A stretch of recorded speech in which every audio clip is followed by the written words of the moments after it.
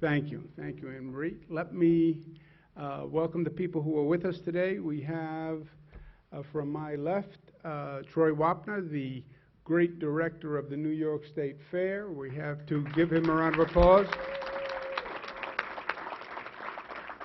We have Kelly Cummings, who is the Director of State Operations, who gets everything done through pandemics, through storms, through everything. She's doing a great job. Pleasure to be with her. I'm going to move around a little bit because I want to say something about your electeds. We have Marie-Therese Dominguez, who's the DOT Commissioner, Transportation Commissioner. Pleasure to be with her. Let's give her a round of applause. Richard Ball, who's the Commissioner of Ags and Markets and Agriculture and Markets, runs the State Fair, and the Commissioner has brought a hands-on experience and years of experience where he has done a really phenomenal job in his position. Let's give him a round of applause. And to my right, Bill Magnarelli, and to my left, Al Sturpey, who need no introduction from me. You know the quality of elected officials they are. And you're going to hear from Bill and Al after my comments, but I just wanted to make a remark about them. This legislative session, which just concluded, was obviously a difficult one. These are difficult times. They're extraordinary times. Going through COVID, dealing with COVID, planning a reopening after COVID, making up for the damage done during COVID. It was the most challenging period in government, I think you could say, in modern history. Government didn't have to deal with a pandemic, right? It was something that you saw documentaries on pandemics, but government didn't actually have to manage it. And government at all levels was really under pressure, federal, state, local. And when the pressure is applied, if there's any crack in the foundation or in the stone and you apply pressure, then the foundation crumbles, the stone crumbles. Vice versa, when you apply pressure, you can actually solidify that which is strong. And this legislative session, more was done intelligently than probably any legislative session that I participated in, and that's from the budget right through the end. And it is not easy.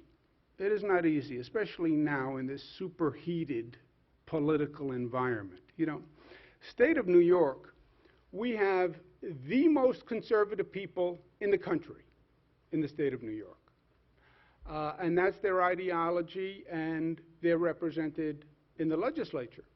We also have, at the other end of the spectrum, literally socialists who stand up and say, we are socialists. And they're at the other end of the political spectrum. And to get something done, you have to somehow find a way to forge consensus and to bring people together, even if they're diametrically opposed. And that's what Bill and Al had to deal with along with their colleagues. Also, superheated political environment, everybody has an opinion. Everybody has an opinion.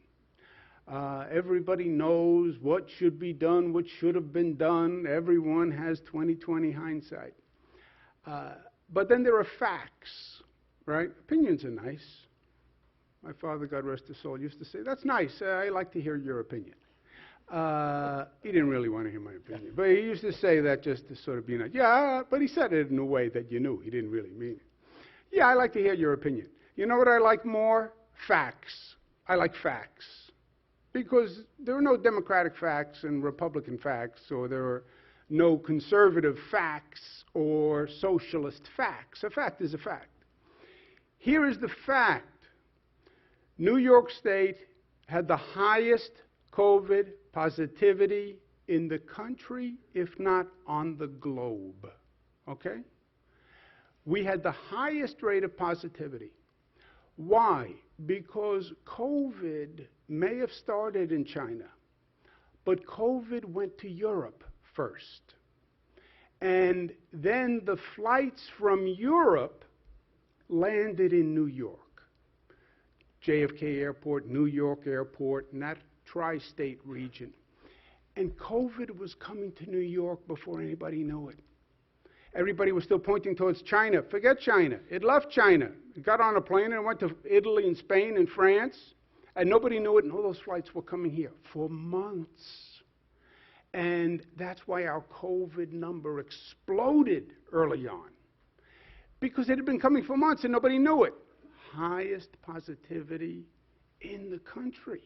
You remember those frightening days. We have gone from that point to today, where New York State has virtually the lowest positivity rate in the United States of America. That is a fact.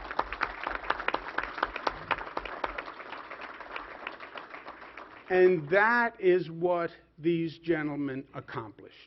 That is a fact, and you can't argue with facts. So it's my pleasure to be with them, and you'll hear from Bill and then Al in a moment.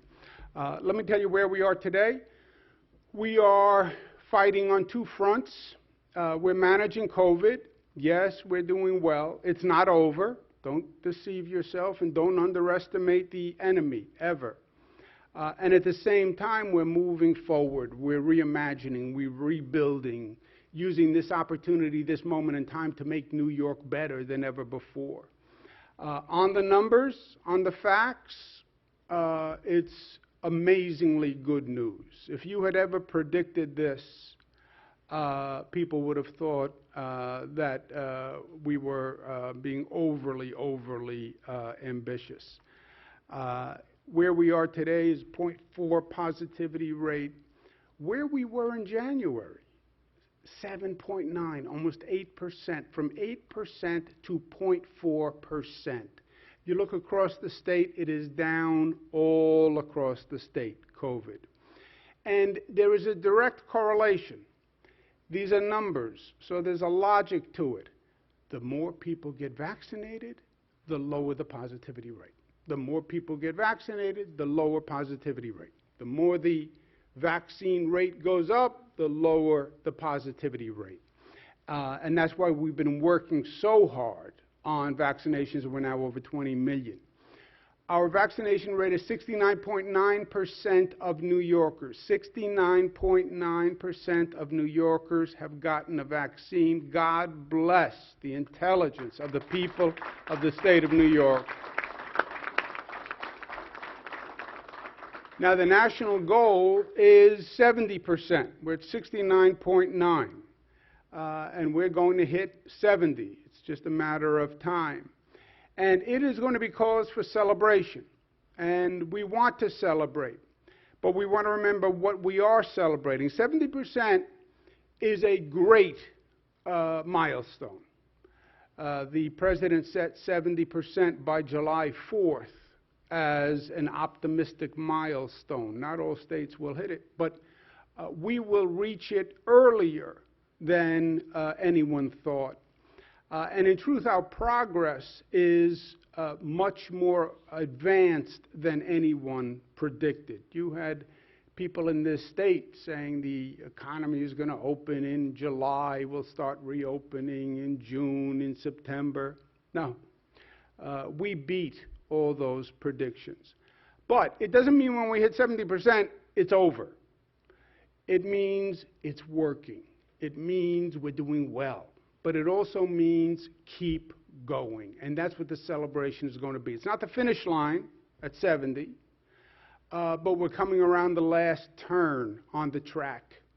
And we have to focus, and we have to know that we're doing well, but we needed one more push to really get vaccinated and get the COVID beast under control.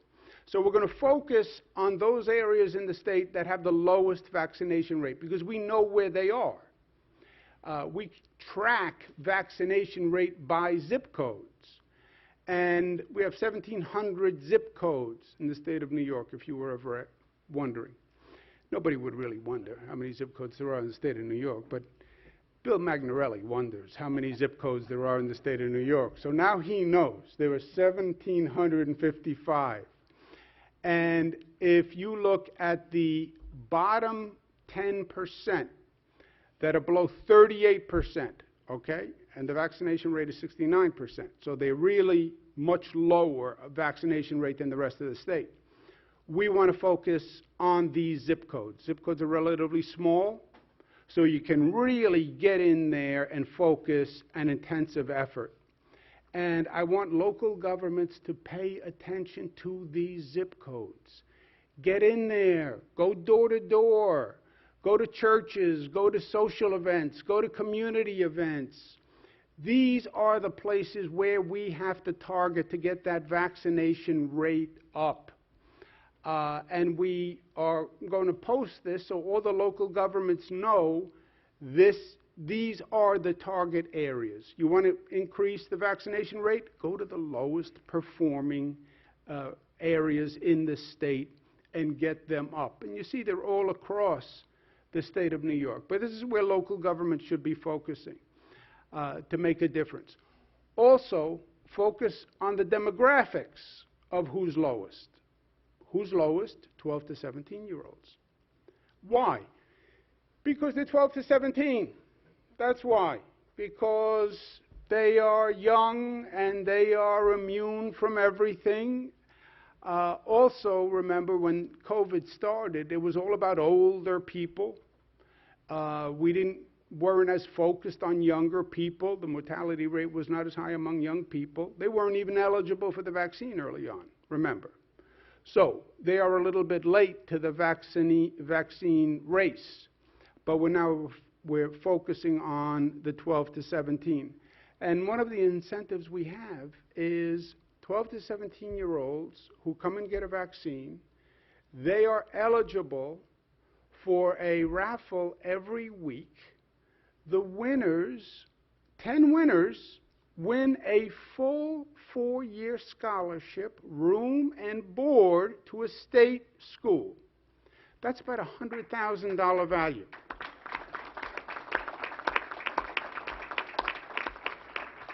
So 12 to 17-year-old, you want to go to college, you're worried about how you're going to pay? Get a vaccine. It's good for you to get a vaccine anyway, and you're in the running. Parents, you're worried about how to pay for college? Tell your 12 to 17-year-old, get out of the house, go get a vaccine, say a prayer on the way back, and hope you win, because I don't want to have to pay your college tuition if you can get a full scholarship. Another reason to get a vaccine now, we are going to have a cooperative relationship with all public transit across the 6 upstate transit agencies. If you get a vaccine, you will get an unlimited 7-day transit pass.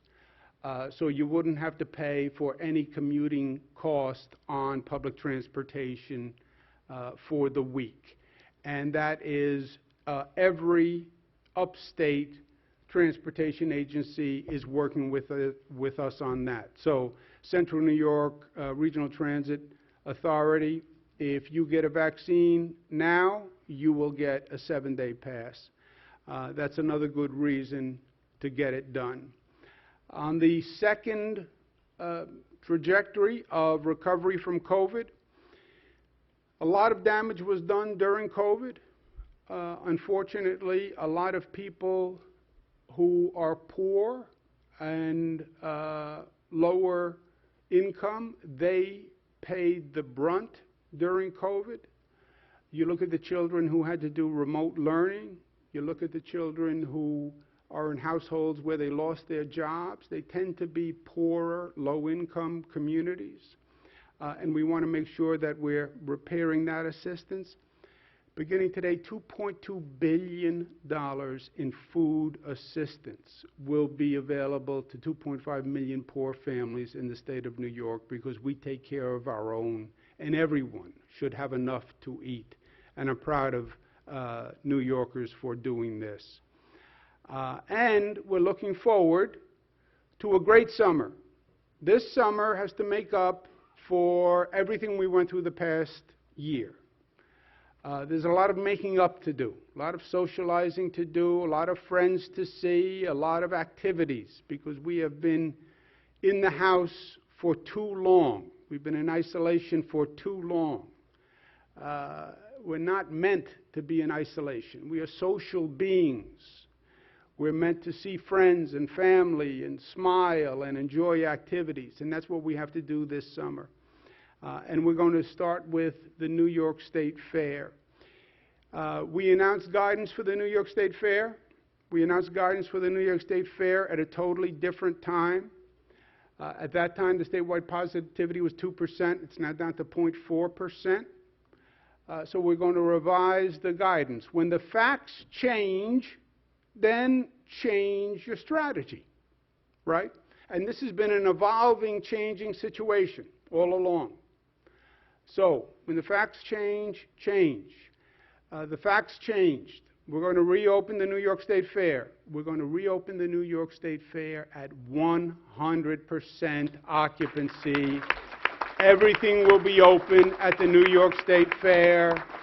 All the buildings, all the events. It will be the great New York State Fair that we are all so proud of. I am so excited about this because the fair is such a beautiful representative of the state, and especially upstate New York. As you know, we've been breaking records every year in attendance. We've made a great investment in the fair, and the fair is a different fair.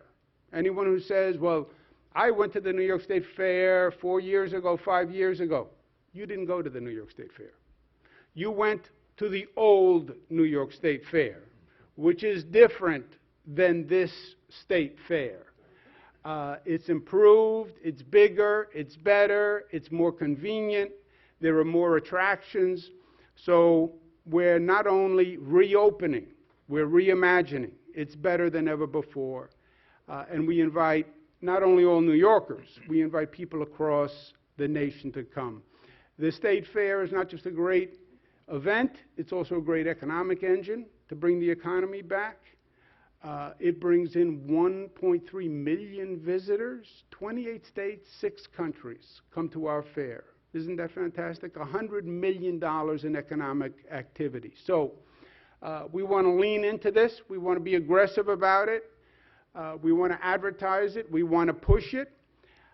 We want to say New York is not just reopening, we're reimagining. We're coming back in a big way. Get your vaccination, but enjoy the state of New York. And people say, well, you're a salesman for the state of New York. I'm a salesman for the state of New York. And I believe in the product that we have here in the state of New York. You want to go visit a place, I don't care what you want to do. You can do it in this one state. We have it all. We have the most advanced urban areas on the globe. We have the most beautiful rural areas on the globe, all right here in the state of New York. And upstate New York has been a hidden treasure. You know, you say New York internationally or nationally, people think New York City. No. That's part of our story. But we have beautiful upstate New York. That is still not been fully explored and fully discovered. I also think we have an opportunity. Because we have the lowest positivity rate in the nation, we literally go between the lowest, second lowest. You want to travel this summer? Then travel safe. And go to a place in a state that you know is safe from COVID, and that is the state of New York. So I think it's a special opportunity for us to market this year. And we're going to lean into this with our I Love New York campaign. We're going to advertise upstate opportunities in the I Love New York campaign. It's going to be a $40 million international campaign. It is probably the quickest way to jumpstart and reinvigorate our economy by getting that tourism industry up and running.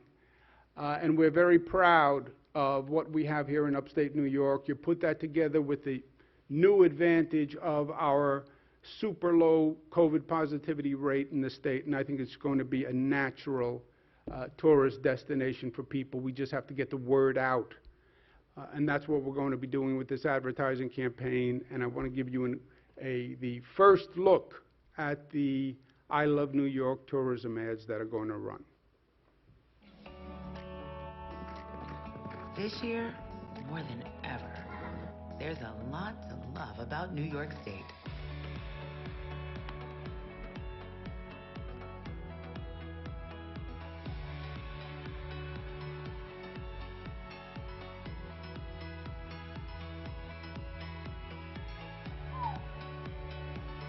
Come be a part of it. Plan your summer getaway at iloveny.com. One more. It's time to get out and explore New York State.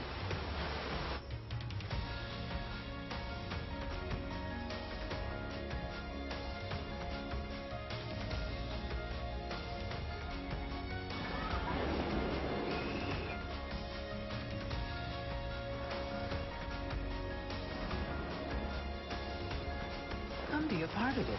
Plan your summer getaway at iloveny.com. Beautiful.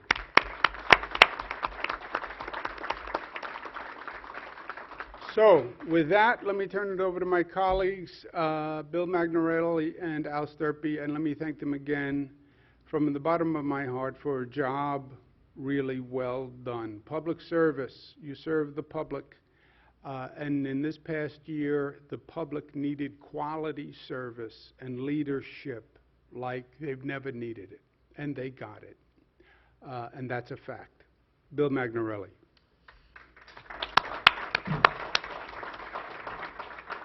Well, thank you, Governor Cuomo, for visiting us again here in Syracuse, in the town of Geddes, in the 129th Assembly District, the greatest district, the greatest district. Who's the assemblyman in the 129th district? And thank you to everyone for being here today. It's good to see people live and in person and without masks. I'd like to make a few acknowledgments right now. Central New York Regional Transportation Authority CEO Brian Schultz is here.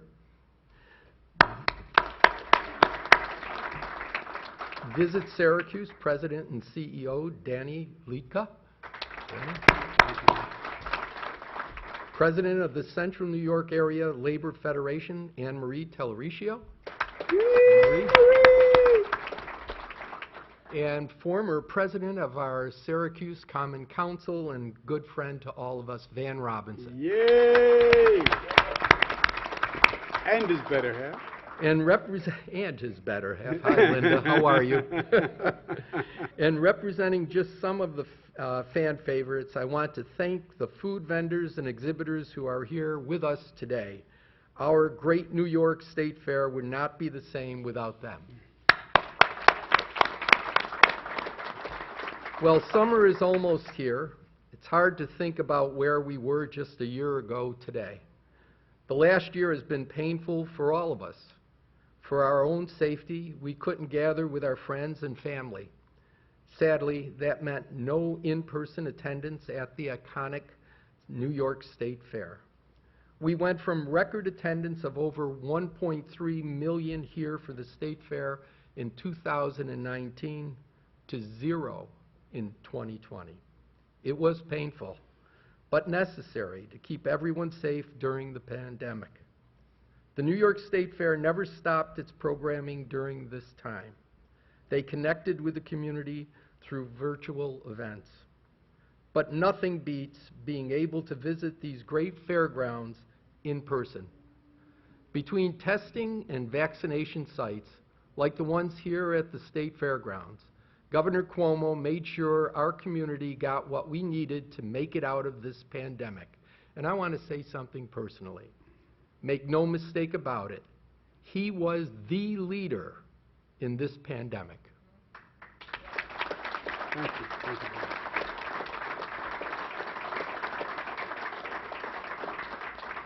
Now the end of this painful period is in sight.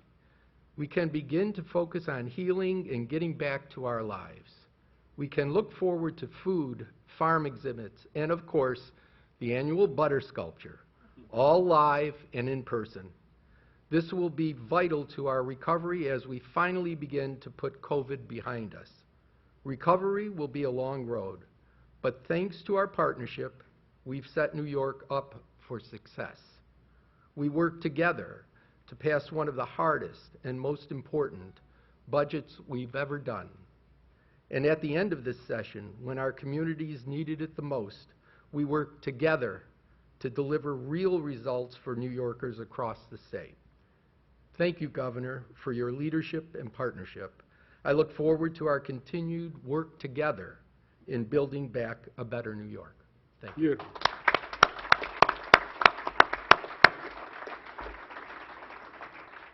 And Assemblyman Al Sturpey, who, again, as you know, from his local leadership, is a great representative. But in these difficult times, his voice has been powerful all across the state. And he has stood up and fought the good fight through this difficult political year, and we all owe him a debt of gratitude. Al Sturpey. Thank you, Governor. Ooh, am I on? Hello? There we go. It really is an honor to be here today for this important announcement. I mean, the New York State Fair is so important to this region's identity and economic well-being. We're all anxious to get back to some semblance of normalcy as safely and as soon as possible. Thanks to Governor Cuomo's leadership, we're almost ready to close the final chapter on COVID. Today's announcement means more than getting back to normal. It means healing for this community. It means something to look forward to. And we certainly look forward to the excitement we saw 2 years ago when the New York State Fair saw record attendance. The State Fair is a summer tradition that generations have cherished, a special time with family and friends, celebrating the joys of community and time spent together. But this is just one step in a longer recovery. More than ever, New Yorkers are counting on their governments to deliver real results. And thanks to our partnerships, we're getting it done. This budget was the hardest one our state has ever seen, but we worked together and got it done. And at the end of this session, we worked together to set New York up to recover and rebuild. Together, we can ensure strong recovery for communities across the entire state. Once again, thank you, Governor, and I look forward to our continued partnership. Thank you. Thank you, Al. All right, so the message is clear. We know what we have to do this summer. Block out the State Fair. X that out in your calendar. We know what we're doing during the State Fair. And then plan a trip in the state of New York, because you want to be safe. So plan a trip in the state of New York. Well, I'm already in New York. No. We have many facets in New York. When was the last time you put the family in the car, you took them to New York City? Or the North Country, the Adirondacks, or the Finger Lakes, or Western New York? See your state. Enjoy your state. Help your state, and be safe while you're doing it. Thank you, and God bless you. I'll be back for the press.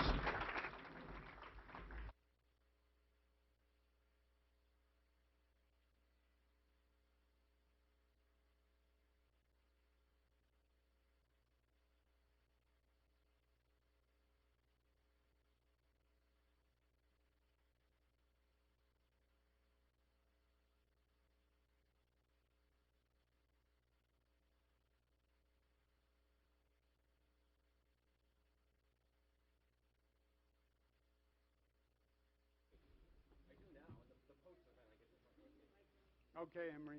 Pleasure. Everything good?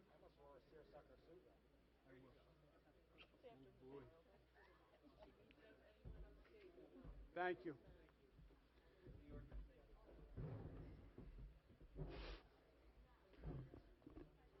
Okay, let's take a couple of questions. Governor, how will the New York State Fair look differently. We heard your presentation that it will be more normal than initially planned, but vaccination requirements, any kind of limits to some of the buildings, anything different from what people are used to? 100%. We're going to encourage social distancing, spacing where we can. We are asking unvaccinated New Yorkers to wear a mask, but that is on the honor system as a New York State person. So unvaccinated people wear masks, but otherwise it will be the fair, as you know the fair. Will there be, I guess, continued looking at the numbers if the spike comes back or something like that? Obviously, you're going to... Yes, 100%. Good question, good point. You know, normally you set a policy and then that's the policy. And if you change the policy, people then say, oh, you changed the policy, you must have made a mistake when you set the original policy. In this situation, rigidity is an encumbrance. If the facts change the policy, right? And as the facts change, we change. Right now, the facts are all better and better and better than we thought. We're ahead of what anyone projected in terms of progress. So we're adjusting to the facts.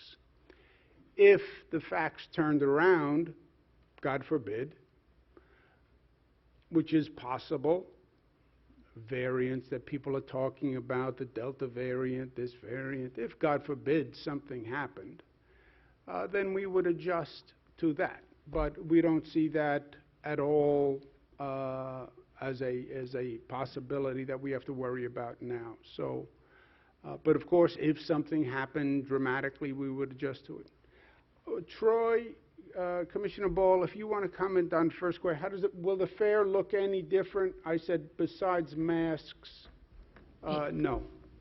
You know, for the most part, it'll look exactly the same, except bigger and better than ever before. And, you know, I think it's what the governor said, it's important, you know, that people of Central New York and New York State really look forward to coming to the fair. I think this was the expectation, and we got there, and that's the most important thing going right now, for me at least. Is an attendance record the goal again? You know, absolutely. I think anytime you can keep drawing more and more people here, we are going to 18 days, but you know, we don't rest on our laurels. We've been taught not to rest on our laurels around here. So, you know, we're definitely going to go for records when we can get them. Will the Expo Center continue operating as a vaccination center during the fair? I think that's something that we continue to look at in the numbers, and certainly if there's another, you know, we can certainly keep a vaccination site running, but there may be a different building or a different room on the fairgrounds that makes more sense. Idea, Governor, to maybe reach the younger youth that you identified still might have that hesitancy to get vaccinated right here at the State Fairgrounds, perhaps? Yes, yes. I think as Troy said, we use every opportunity to push vaccinations, right? We've gotten quite creative, as I think you probably noticed. The partnership today with transit agencies, the ability to get a scholarship for 12 to 17-year-olds. The 12 to 17-year-olds, I don't think, you know, there are different issues. There is a hesitancy issue, but I don't think that's the 12 to 17 problem. The 12 to 17 problem is this is relatively new. Remember, they were only eligible several weeks ago for the vaccine. And they were never on the radar screen as a population where we had a high concentration and a high concern rate. So it's really communication, if anything, to the 12 to 17, who have been in many ways exempted thus far. And they do have an attitude that government suggested for the past year, that this is not a problem of particular concern to them. And we are changing the message because they were not the first priority, but we're now beyond the first priority, and it is about them. So I think it's more a communication issue, an education issue. It's not a hesitancy issue. We have a hesitancy issue. You know, you have 25% of the people in this state who just will not take a vaccine, who don't believe in it, who are afraid of it, who don't want to take a needle. Some people don't believe in vaccines, period. Remember, we had this issue with the measles vaccine a couple of years ago. People who are just anti-vaccination, who don't believe in it. And it was a very loud and controversial issue. We have people who didn't put their child in school because of the mandate for a measles vaccine. And they're homeschooling their children to this day because they won't take the measles vaccine. So there's a real percentage of the population that just is anti. Then there's a hesitant sort of fringe population, which I think has been taking a wait-and-see attitude.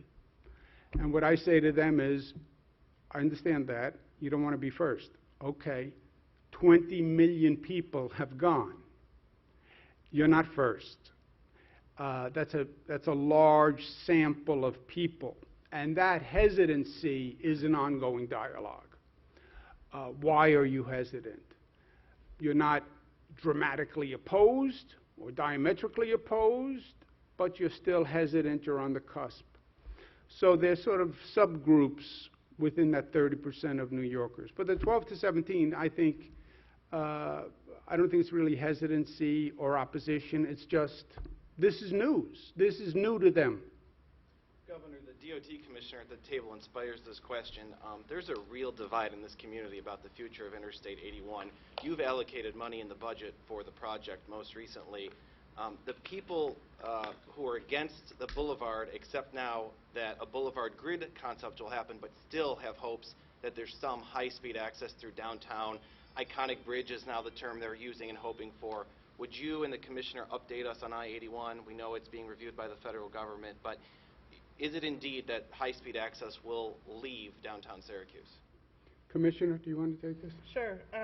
I think that, as you know, we've driven an incredibly robust process here with regard to the environmental review that we've been undertaking and looking at all of the alternatives, multiple alternatives here for the I-81 project. And we've held hundreds of meetings here in the downtown Syracuse area, but all of the surrounding neighborhoods and communities. And what you're seeing now is all of that input into a, working towards a final environmental review. And we are very much engaged with the Federal Highway Administration at USDOT to look to come back, hopefully sometime this summer, as early as this summer, with additional public engagement to look towards a final EIS here sometime very soon. Recognizing that a lot of good ideas have been put on the table. The community grid is indeed a very robust plan, and as we look to further public engagement, we'll take everything. Excuse me 1 second, can I just comment on that? You're right, obviously. I understand the history of the issue. I understand the division on the issue. I understand the complexity. Think about this also, though. It is virtually impossible to find a circumstance where you can undertake a major project that will make a major difference. That is not controversial. It doesn't happen. Almost by definition, if it is a big project, there's going to be opposition. The question is, what does the political system do in the face of lack of consensus, let's call it? The political system runs by consensus. Politicians want to make everybody happy. I want you happy, I want you happy, I want you happy. Well, you can't find a solution to make everybody happy. Okay, then I'll do nothing. That's what this state, that's what this nation has done for too many years. You know what happens? Nothing. That's what happens. Nothing. You sit here and you'll debate the best option for I-81 and how do we find consensus? You cannot find consensus. I've never done a big project that had consensus. LaGuardia Airport in New York City. Everybody says, an embarrassment to the state of New York. We need a new airport. We're now building a new LaGuardia Airport, first new airport in the country in 25 years. There's opposition to the new airport. Why? Local community doesn't want it. Who wants this? Who wants that? Who doesn't? The planes are dangerous. There's going to be political opposition. New replacement for the Tappan Zee Bridge, debated for 30 years. Buffalo, they talked about building a peace bridge to Canada, new peace bridge. They debated it for 20 years. They couldn't get consensus. They never built the bridge. So the commission has done a great job consulting everyone. But sometimes it's not a question of consulting. You can understand everybody's point of view. You just can't get everybody to the same conclusion because they have a different interest, right? Depending on where you live, you're going to have a different interest. So then the question is, do you do nothing or do you do something? And something is usually better than nothing. But you do your best to find consensus, and that's what they're doing. I want to make sure Commissioner Ball didn't have any comments on the fair, any misstatements that I made, anything you want to add to myself or Troy? No misstatements. Thank you. But I do want to just mention, to your point about young people in the fair and vaccination sites, you know, we have an opportunity to talk to, the last time we had a successful fair, 1.3 million people in one place. And we have to take advantage of those opportunities to connect the dots. And the State Fair is such a great example of connecting the dots between our agricultural community, our young people, about so many things. So I think we really want to drive that point home, that this is an opportunity to educate them. Along those lines, Governor, getting back to you, Pat, what are you going to say to people? Because we can say these facts, and there's still going to be people that say, I'm not going. People have told me, I'm not going to the fair. To encourage, I mean, some of the zip codes that you went up there showed significantly higher non-vaccination rates up in the central New York area, certain pockets. What would you say to people that say, oh, there's going to be unvaccinated people there, it's dangerous, I'm not going? Get a vaccine. If you get a vaccine, you don't have to worry about unvaccinated people because you have the vaccine. I am vaccinated. You may not be vaccinated, but you don't pose a risk to me because I am vaccinated. So if you are vaccinated, what are you worrying about? Now the only question is the effective rate of the vaccine, which is 80, 90%, whatever it is. So if you're concerned about that, get a vaccine. Well, there'll be unvaccinated people. That's their problem. They have to worry about catching COVID, not you. Let's take one more. I cut you off, I'm sorry. Okay, vaccination status is not going to be checked, like when you're getting your ticket at the door. It will not be checked, but I think during this period of COVID, people have acted honorably and graciously and with integrity.